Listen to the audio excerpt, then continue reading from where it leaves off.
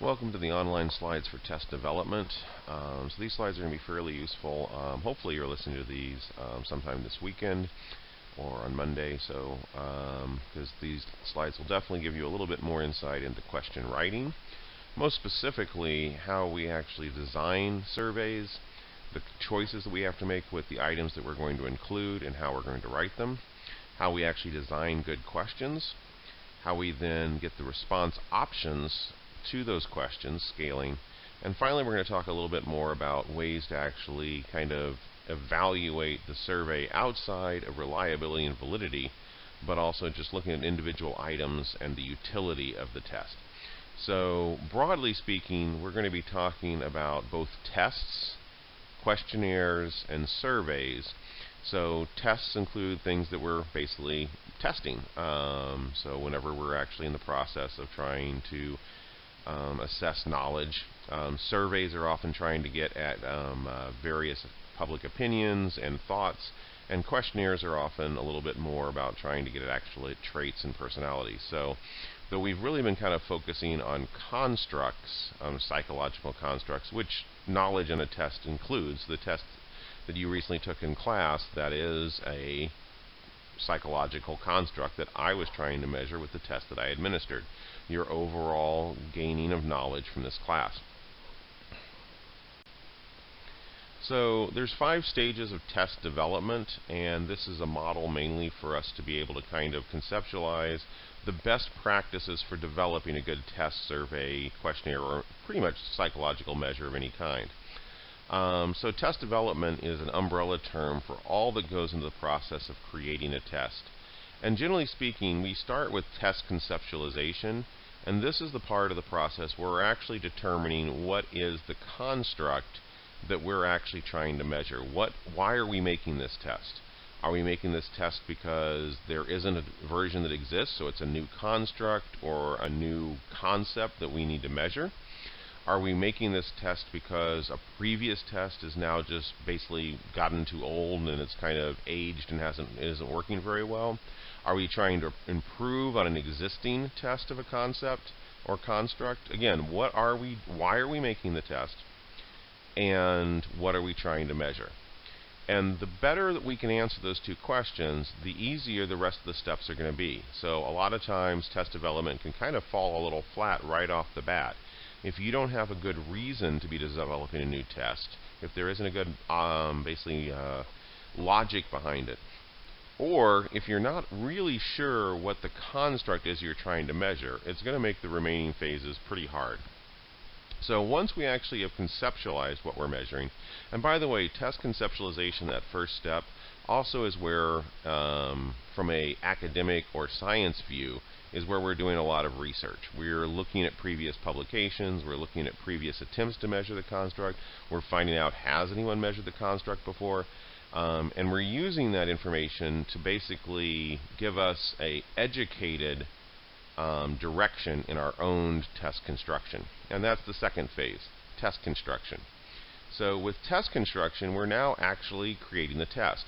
And a lot of what we've been kind of talking about, and we'll talk about in these slides as well, is that test construction phase. So, for example, face validity would be in test construction. Do these items look like they're measuring that construct that we identified in the first phase, test conceptualization?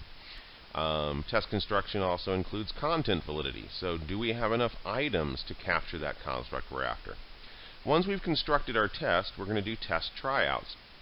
This is where those reliability and validity slides really come in handy, because this is where we're doing that. So we now have our measure, and we're going to be running it through reliability tests. So we're going to be giving our measure to a test sample, and we're again going to try to identify a sample that is the best for our purposes. So if we're making a test for a college class, we probably want college students. If we're making a test that's supposed to get at an attitude in the population of the United States of America, we're going to try to get a sample that's more representational of the people that live within that culture or country. So we're going to do reliability testing. If it looks like it's a reliable measure, we may also be doing validity testing. Now, throughout this process, with each one of these tests, of reliability and each one of these tests of validity, we're going to run the analysis. We're going to look to see, are we meeting kind of those norms or benchmarks we talked about in the previous lectures. So for like reliability, we might take our new measure and look for internal consistency. And if we're trying to measure a single construct, we're looking for that Combrax alpha of 0.7 or higher, 0.8 or higher to feel more confident. And if we're planning to use this test to make decisions, we're hoping to get it to 0.9 or higher. Once we have that, we're going to be going through that process. So test tryout is that Combrax alpha. The analysis is looking at the actual statistical results. And then if we need to, we may be adding or subtracting items, revision, and then we try it out again till we get to that marker we're hoping for. So let's assume that this test is actually going to be used for selection for an organization. We've created a new test because an organization has got what they consider to be a brand new job. So just kind of running through the example, test conceptualization. Let's say the job is a dinosaur designer for the film industry.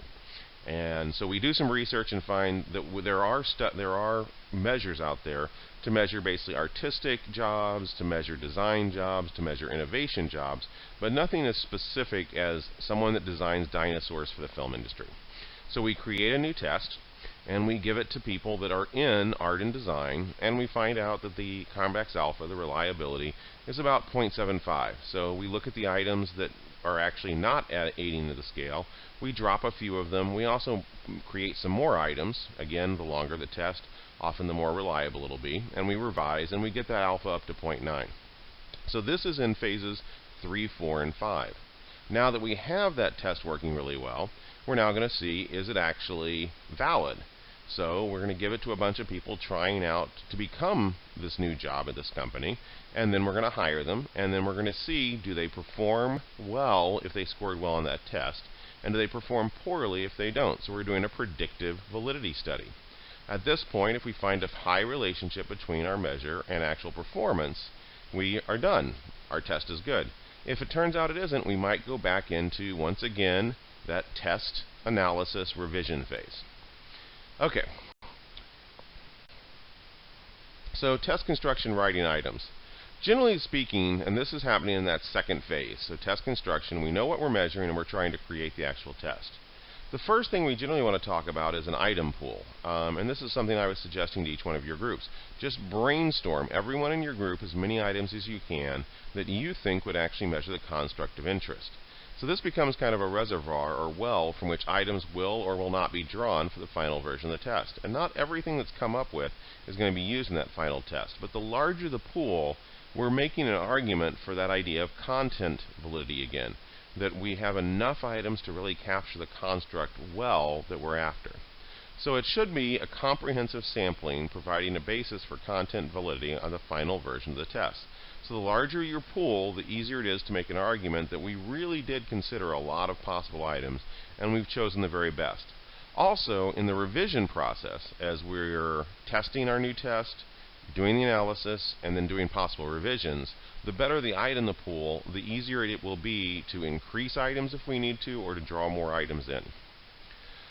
Item format includes such variables as the form, plan, structure, arrangement, and layout of individual test items. So item format is almost the graphic design of a test. So basically, how many items do you need? Are you going to put them in a particular order? How do you arrange the items? How does the actual test look? And we also want to think about basically a selected response format. So items require test takers to select a response from a set of alternatives. So in this case, basically, a selected response format is any time where you have to simply choose an answer. So multiple choice items are a selected item response format, and so are Likert items on a 1 to 5 scale. Constructed response format is items that require the test taker to supply or create the correct answer, not merely to select it. So these are often referred to also as open-ended questions. So a fill-in-the-blank is a constructed response format. An essay question is a constructed response format. So let's talk a little bit about constructing items. So multiple choice format. So a lot of questions are multiple choice, and so there's a fair amount of terminology in how to create a multiple choice question. Multiple choice format has 3 elements: a stem, a correct alternative, and several incorrect alternatives, also referred to as distractors or FOIL. So the STEM is that question that you read. So for this example, item A, the STEM is a psychological test, an interview, or a case study are. So that's the start of the question, and it needs to be completed. Then there's going to be alternatives. One of them is going to be correct, in this case A, a psychological assessment tool. But there also needs to be additional feasibly correct answers. So there would be a reason people might think that's the answer, because we're trying to test knowledge, that are incorrect. Now, to create a good multiple choice question, all three of these need to be very carefully selected and worded. So if you have a poorly written STEM, or you use a STEM with words that people don't recognize or don't understand, it's going to be harder to actually determine if they really know the answer or not, because they're not understanding the question to begin with. You need to make sure that you have one clear correct alternative. If you create a multiple choice question where there's multiple correct alternatives, unless you include a all of the above option or an A and B option, you have basically, again, it's much less likely that this is going to be a valid measure of whatever particular piece of information you're trying to find out does the test taker actually know. And finally, if the distractors are either too similar to the correct answer, it'll make the question very difficult for all but a very few students. But also, if they're too easy, it can make the item to where it's basically just a given what the question is. So we're also going to talk about some other commonly used selected response formats, including matching and true-false. So basically, a matching item is very similar. You have a STEM, or an initial item, and then you have the response options, which are the options they need to be matched to.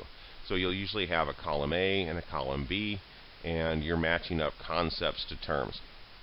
We can also simply have a forced response of true or false, yes or no, so you have to identify whether the STEM in this case is actually a correct or incorrect statement.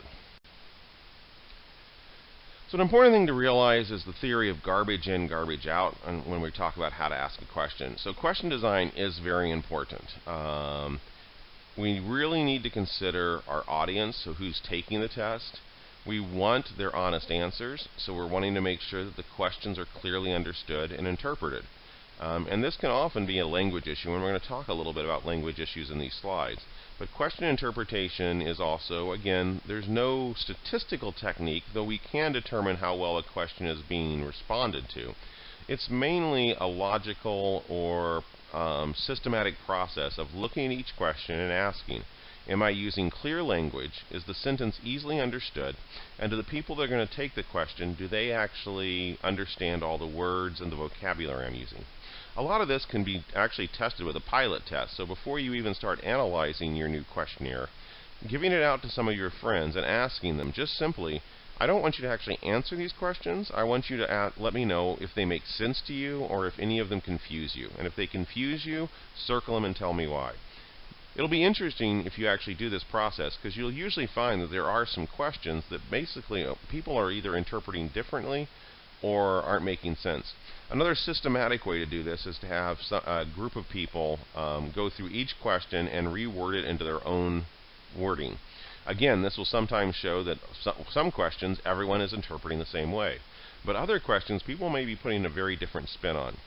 When your group got your feedback on your drafts of your questionnaires, I did provide some information on some questions that I found a little bit hard to interpret, depending on the group. So matching what you think you're asking to what your participants think you're asking is what we're really talking about here. So basically, if you've got bad data, even with good questions, you're going to get garbage results. So that's that first example. And what I mean by garbage data here is the questions themselves are very well written, but they're written in such a way that for whatever reason your sample is not understanding the data that you want. So in that case, you're getting garbage data through perfect questions and garbage results. Another way to look at this is that if people don't actually know what you're asking, so again, you create a perfect questionnaire about the top 5 political issues that are going on in 2015. You've worded them well, you've made sure they're easily understood, they're clearly worded, the response options make perfect sense, and then you give them to a sample of 20 people who have no idea about politics, don't care, and never watch the news. They can't give you good data. That's garbage data. Garbage data through perfect questions is still going to be garbage results. Now, likewise, that bottom pattern is another thing we worry about, that we've got the right sample. We've got people that have good data. We want to know what they think, and what they think is relevant to what we're wanting to measure. But then we have bad questions. Again, great data, garbage questions, garbage results. A lot of public opinion polls actually are a good example of this. Good data, bad questions, bad results. And what I mean by here is that you always need to ask who was doing the poll, because how you word a poll is going to affect how people respond to it. So, for instance, if you are a conservative organization that is wanting to fight for the right to life, in other words, you're against abortions, you can very much word your questions in such a way that most people, even those that support a woman's right to choose, that support having abortions legal in this country, would still respond negatively to. So you could focus on late-term abortions. You could focus on what do you think if a fetus is capable of sustaining itself outside the woman. And I know I'm using a pretty controversial topic here, but I do want to really point out that that's why you'll often find polls that are showing very different results. So if you focus on those questions, your results may be something like 70% of America is against these types of abortions. Now, if you are strongly politically oriented or even ethically or morally oriented, that you believe abortion should be legal and that women should have the right to choose, again, you're going to focus on those reproductive rights. In fact, the very wording of the right to life, the right to choose, has been carefully chosen to basically frame how people think about these questions. So those kind of polls are pretty much garbage questions. They've been designed to elicit a particular response, not necessarily to get actual honest answers. So people have opinions on this subject. There's good data, but the questions result in garbage results. So I've been talking about how you word things is important. So this is just a really good example. This was actually an academic study where they were asking people lots of different questions. So it was a survey of 1,255 adults by the New York Museum of Natural History. And what they were wanting to do, the reason the New York Museum of Natural History was doing this survey was purely for themselves. They were doing an applied project. They wanted to find out what were people interested in their National History Museum to kind of determine by data what they should be spending more money on and basically highlighting in their advertising. But some psychologists got involved and said, do you mind if we try to do two different forms where we ask the questions differently? Now, the New York Museum of Natural History agreed because they didn't think the way they were asked should have too much effect on the results. But that's what's actually interesting, is the way the questions were worded had a very strong effect on the results. So here's some examples. 77% of people were interested in plants and trees, but only 39% were interested in botany. 48% were interested in fossils. Only 39% were interested in paleontology, the study of fossils.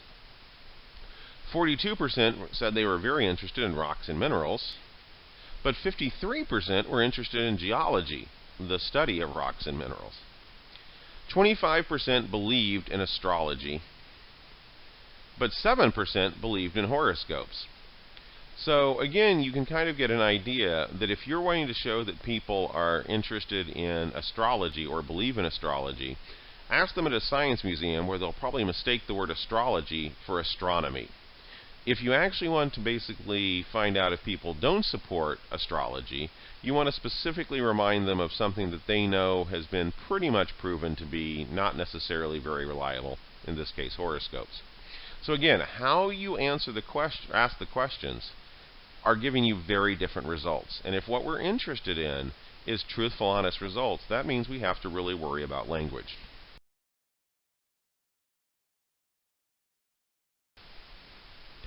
So we're going to talk a little bit about survey formats. So once we have good questions, we're now looking at how are we actually having people respond to those questions. We can use forced choice. That's the selected response questions. And most surveys are going to use forced choice primarily because it's much easier to analyze. We can use statistical analysis depending on the type of forced choice. And also there's usually very little interpretation needed by the test givers. We're not having to decide what people mean. meant by their response. We simply have their checkmark response or their circle response or their bubbled in response. Now, to be a successful question, even if the question is written well, the answers, the forced selected responses, need to be exhaustive and mutually exclusive.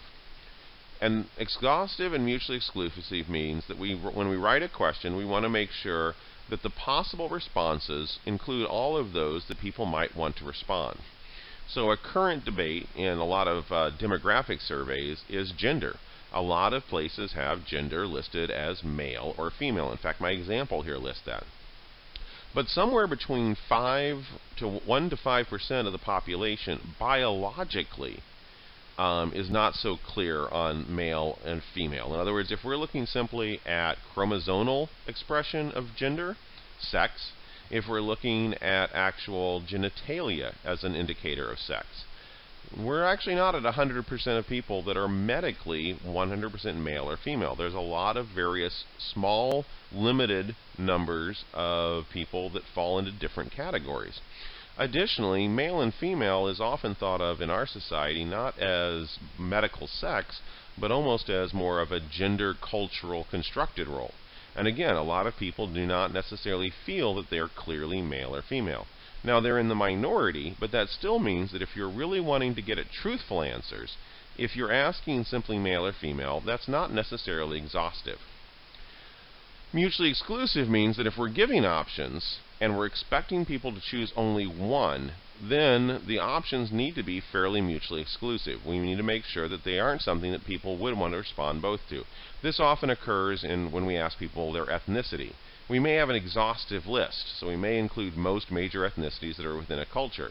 But unless we include something like mixed race, if we're only allowed to choose one option, at that point that may not be mutually exclusive, for many people may actually feel that they are of at least two ethnicities. That means that we do have another option. We can go with check all that applies. So again, we have our exhaustive responses, but at this point we also include people the option to choose multiple choices. The problem with this is it also makes analysis a little bit more difficult. So generally speaking, most people tend to make forced choice questions that are exhaustive and mutually exclusive, and if there is a situation where they'd want to ask the person or give the person the ability to respond multiple times, they might ask the question multiple times to allow that responding. So the first type of categorical or forced choice is categorical responses. So these include dichotomous questions, so yes, no, male, female. Nominal response options, so male, female, other, or male, female, male to female transgender, male, female to male transgender, transgender in general. So again, we have nominal responses. So dichotomous means there's only two responses. Nominal responses means there's multiple responses.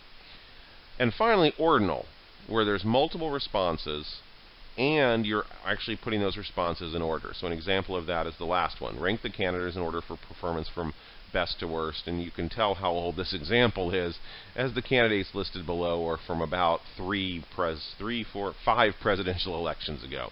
I should update these slides. So if you were wondering who was running for president prior to President Barack Obama and prior to President George Bush Jr. or George W. Bush, there's some of the candidates. So another survey format, again, the response to the survey, is the interval level responses. Now, again, interval level responses we are going to treat as if they actually are continuous data. So this allows us now to run correlations. So that previous slide, when we create questions that have categorical responses, dichotomous 2-level, nominal more than 2 but not in order, and ordinal, all we have is the order of responses. We can't use a lot of the correlations that we normally would use to look for both reliability and validity. If we have interval responses, all those tools become available. So a lot of survey designers try to make sure that the response options fall into this category.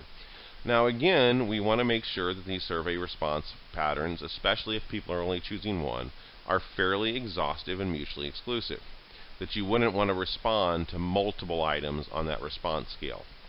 Most common of this one is the Likert scale. We're also going to talk about semantic differentials, an ipsitative type of question, response brackets, and also something called a Gutman scale or cumulative scale. So Likert scales are pretty standard in psychology, and they are an interval scale that we treat, that we can use for correlations. And basically we have statements, usually attitude statements. So I am satisfied with my computer software. My computer software is simple to use. It's a statement that you can either agree or disagree. So when we're making a Likert scale, the first thing is the questions themselves need to be definitive statements that someone could agree or disagree with. And then the scale can be a 1 to 4 scale, strongly disagree to strongly agree, a 1 to 5 scale, a 1 to 6 scale, a 1 to 7 scale. Generally going over 7 items is not very advantageous, and going below 4 can be a problem. So 4 to 7 is kind of the range, and the reason for 4 to 7 is below 4, the argument that we actually have an interval scale starts to fall apart a little bit. So a Likert scale with only 3 items, disagree, neither, agree, is getting a little too close to categorical data. And going over 7 items generally has no advantage. So we don't get a more detailed scale. We're not getting finer discrimination on people. In fact, again, think back to cognitive psychology. Our short-term memory basically can contain 7 plus or minus 2 bits of information. So when someone's given a scale with more than 7 items, they often tend to split the scale in half first and then select an item, which actually gets us some kind of weird response options sometimes. So cognitively, it makes sense to not go over 7 items. As far as whether it's even or odd, the even scale is often called a little bit more of a forced choice scale. You have to have an opinion, even if it's a mild one. Some researchers like that so that people don't have the option to basically choose the midpoint of the scale, which is often interpreted as no response or neutral. The option for an odd scale, you've got a midpoint now, a neither. And some people think that might actually be someone's real opinion, and we should give them the option. The problem with this is that a lot of times people will choose that neutral option when they actually do have an opinion. It's just a very mild one. So we do see people tend to overuse that neutral scale sometimes. Either is fine. It's a personal choice. There's research that supports both even Likert scales and odd Likert scales. Most Likert scales, especially since the very original Likert scales were a 1 to 5 scale, will have that midpoint. A semantic differential scale is also called a ipsitative scale. So again, ipsitative means we're basically trying to measure 2 things at once. So for each pair of adjectives, place a cross at the point between each item reflects the extent to which you believe the adjective describes policeman. So basically in this case, there's always 2 choices, and you're having to actually determine where someone or yourself or someone you're rating falls. So honest to dishonest. Now when we make a semantic differential scale, it's very important that our 2 options on the ends of the scale should be mutually exclusive, that you couldn't be both clean and dirty. If you could, then you shouldn't use a semantic differential scale. It's basically trying to measure kind of 2 opposite concepts at the same time. Response brackets simply means that we are taking something that could be responded to with true ratio data. So for example, we're asking how many years have you done something? How many years have you worked? How many years of school have you had? We're asking how many dollars do you make per hour? But instead of actually getting raw data like that, we're actually interested for research questions, and this should usually be driven by research questions and or existing differences that people already know about. We've decided instead of just asking them how much do you make a year, we're going to give them response brackets. So we'll often see this actually in salary. A lot of times if you're taking a survey in the demographic search section, it will basically have, do you make $25,000 a year or less? Do you make $25,000 to $50,000? Do you make $50,000 to $100,000? And a lot of times these numbers, these brackets, are based on established norms of kind of lower class, middle class, upper class, or maybe even tax brackets. So there's a pre-existing system that has already bracketed or divided up this continuous data, this actual ratio data that goes from 0 to whatever the top amount is. And again, ratio data, remember, means that 0 has meaning. So someone could make $0 a year. Someone could work 0 hours a week. But instead of just asking them for the number, we're putting it into response brackets. And again, this is another way to do forced choice. Final scale that we'll often see as far as kind of this interval scale in forced choice is a Gutmann scale or cumulative scale. Again, we're only going to be responding to one item, so it's exclusive. Each item should be exclusive and mutually exclusive and exhaustive. But the idea often is to get at an opinion. A lot of times Gutmann scales are actually used to basically rate your endorsement of an attitude or a cultural norm. So here's a good example. This is a Gutmann scale on basically measuring somewhat prejudice to immigrants. So are you willing to permit immigrants to live in your country? So if you checked none of these, we would rate you as very high in basically bias or discrimination towards immigrants. You wouldn't even let them in your own country. The next one, are you willing to permit immigrants to live in your community? So maybe you're willing in the country, but you don't want them in the town that you live in. So if you checked the first box but no other boxes, that means that you're a little less discriminatory than someone that didn't check any box, but the person that checked the second box would be a little less. Finally, are you willing to permit them to live in your neighborhood? Would you be willing to have an immigrant live next door to you? And finally, would you let your child marry an immigrant?